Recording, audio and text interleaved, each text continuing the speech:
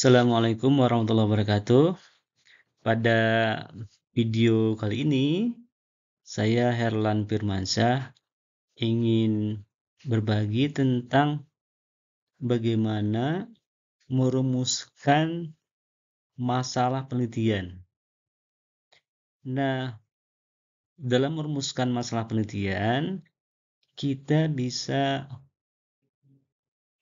mengombinasikan 3 isu. Jadi masalah penelitian bisa kita rumuskan dengan kita menyimak, menelaah, mengkaji 3 isu. Yang pertama adalah isu praktis. Nah, isu praktis ini adalah isu yang kita ambil berdasarkan data dan informasi yang aktual, faktual, dan kontekstual. Jadi bagaimana kita bisa menghimpun, menyimak, mengetahui, mengakses ya data-data dan informasi terkait dengan bidang kompetensi yang akan menjadi fokus penelitian. Misalkan kita akan mengkaji tentang bagaimana pengaruh COVID-19 ya terhadap pendapatan per kapita masyarakat misalkan.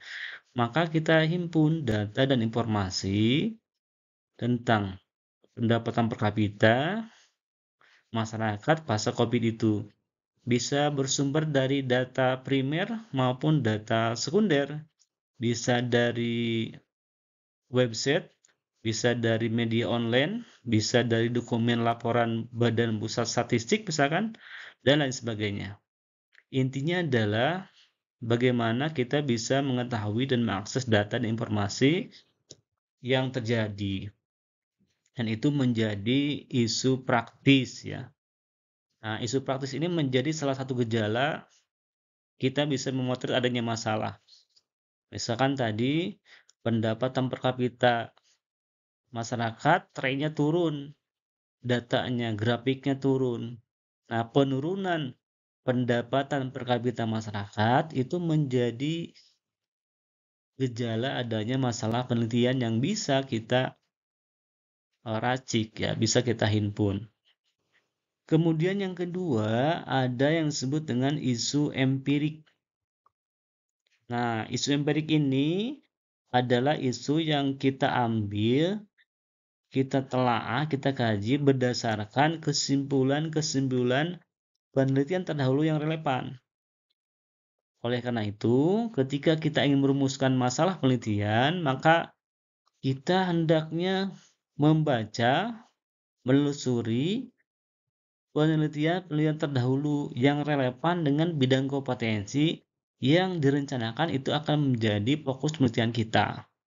Kita bisa baca dari jurnal, kita bisa baca dari kesimpulan-kesimpulan penelitian yang terpublikasi ya di berbagai media, di ya tadi jurnal itu, proceeding atau dari Google Scholar kita bisa buka, diakses di Google Scholar atau Google Cendekia dan lain sebagainya. Ya, banyak sumber yang bisa kita baca di perpustakaan, mungkin ada laporan-laporan penelitian. Nah, kita baca laporan itu dan kita telaah kesimpulannya.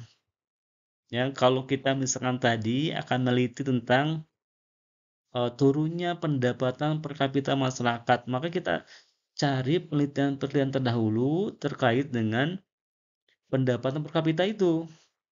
Jadi bagaimana cara menangani pendapatan per kapita atau faktor-faktor determinan apa yang berpengaruh terhadap pendapatan per kapita berdasarkan penelitian terdahulu.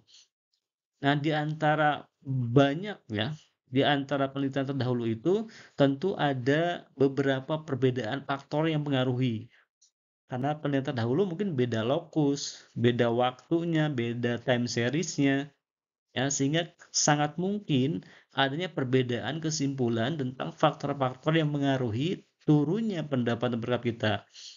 Nah, perbedaan faktor yang mengaruhi berdasarkan hasil penelitian terdahulu itu menjadi gejala adanya masalah penelitian. Gejala adanya masalah penelitian ya. Dan itu menjadi isu empiris. Itu yang kedua ya. Jadi yang pertama isu praktis, yang kedua isu empiris, yang ketiga adalah isu teoritis. Isu teoritis ini kita bisa kaji berdasarkan teori-teori yang relevan sesuai dengan bidang kompetensi yang akan menjadi fokus penelitian. Ya, misalkan tadi kita akan meneliti pendapatan per kapita yang faktanya turun. Hasil penelitian terdahulunya ternyata beda faktor-faktor yang mengaruhinya. Mungkin juga faktornya sama tapi yang satu signifikan, yang lainnya tidak signifikan hasil penelitiannya itu. Nah, kemudian kita lihat teori-teori yang relevan dengan pendapatan per kapita itu. Dan kemudian kita ambil ya teori ini sebagai sisi normatifnya, sebagai sisi dasolennya nanti, sebagai sisi yang seharusnya seperti apa. Nah, kemudian kita bandingkan antara yang seharusnya teori, kemudian penelitian terdahulu, empirisnya, kemudian praktisnya seperti apa. Ya, adanya gap di antara 3 isu ini menjadi masalah penelitian, ya. Jadi gap antara isu praktis, isu empiris, dan isu teoritis itu menjadi dasar kita bisa merumuskan masalah penelitian. Nah, itu cara bagaimana kita merumuskan masalah penelitian berdasarkan 3 isu praktis, yaitu berdasarkan 3 isu ya. Pertama adalah isu praktis, yang kedua isu empiris, dan isu teoritis. Practical issue, empirical issue, dan theoretical issue. Nah, berikutnya berdasarkan penjelasan yang tadi, kita bisa menyimpulkan bahwa apa sih masalah itu? Nah, jadi masalah itu intinya adalah pertama gap ya. Masalah itu adalah gap antara isu praktis, isu empiris, dan isu teoritis. Ketiga isu itu kita bandingkan, kita kaji ketika telaah ya, kita telaah ketika ada gap di antara itu, maka berarti itu adalah masalah penelitian.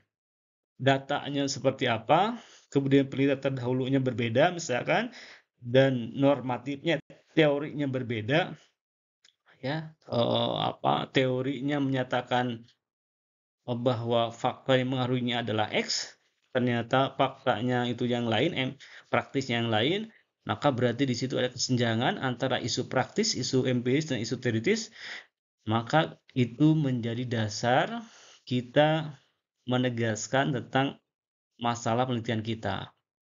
Jadi itu pertama, bahwa masalah itu adalah gap antara isu praktis, isu empiris, dan isu teoritis. Yang kedua, masalah juga bisa dimaknai sebagai distorsi antara das Solon dan das Sein.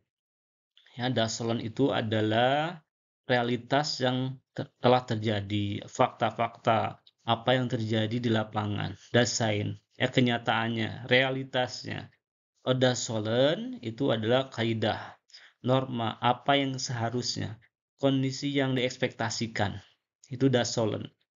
Ya, das Sein faktanya, realitasnya, das Solon itu adalah yang seharusnya ketika terjadi perbedaan atau distorsi, kesenjangan ya antara das Sein dan das Solon, maka di situ berarti itu adanya masalah penelitian.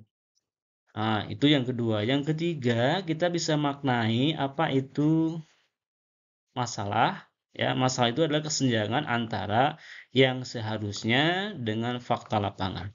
Ya, itu 3 pengertian masalah yang bisa kita jadikan referensi ketika ditanya oleh penguji misalkan atau pembimbing misalkan yang membimbing penelitian kita, apa itu masalah, maka ini jawaban yang bisa menjadi alternatif rujukan. Demikian, terima kasih. Assalamualaikum warahmatullahi wabarakatuh.